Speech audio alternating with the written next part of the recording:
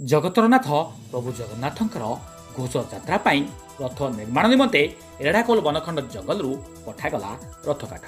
विधि मुताबक होम पूजार्चना नाम संकीर्तन करा जाई विश्व प्रसिद्ध रथयात्रा पाई संबलपुर जिला रेढ़ाखोल बनखंड अधीन खोलगड़ संरक्षित सड्डो जंगल 81 खंड धौरा काठ, 4 खंड असन काठ समुदाय 85 खंड काठ 3टी ट्रक रे बोझई होई पुरी अभिमुखे पठा जाइथिबा बेले रेढ़ाखोल वनांचल 27 खंड धौरा, 8 खंड असन मोट 120 खंड काठ गिरिचंद्रपुर वनांचल वन विभाग तरफ श्रीक्षेत्रधाम को पठा जाइछि।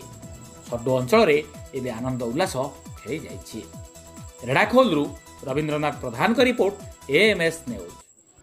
मो रेंज ऑफिसर गिरिचंद्रपुर सुरेंद्र साहू। आप जंगल आज पूरी जगन्नाथ रथ लगी जाऊँ। हाँ ए वर्ष जिते बड़े आमको डेफो सार तरफ प्रशासन तरफ आमको से रथ काट देवाई निर्देश होता।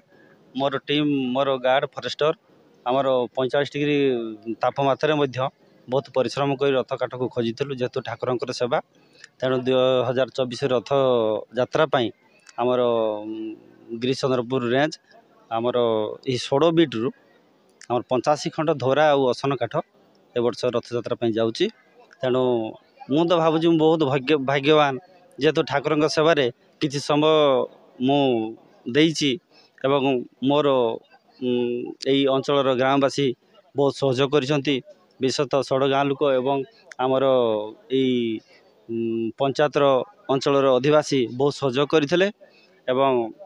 जी जगन्नाथ प्रेमी समस्त को धन्यवाद देवी जेहेतु आमर गिरिचंद्रपुर वनांचल को एति सपोर्ट कर जदि पुणी आवश्यक पड़े जगन्नाथ सेवार आहरी रथ काट देवाई मु प्रयास करी। जय जगन्नाथ।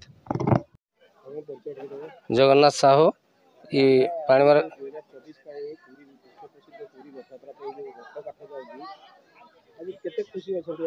बहुत खुशी एटा आज की मोर 53 वर्ष भीतर एत जंगल थी भी केवे जाऊ नहीं थिला किंतु जहा परम सौभाग्य आमर मु आज सरपंच पावर भीतर थी 3 वर्ष 3टा रथ काठ जाऊँगी।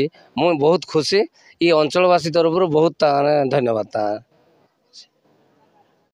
मु अनाचरण साहू समाज सेवक।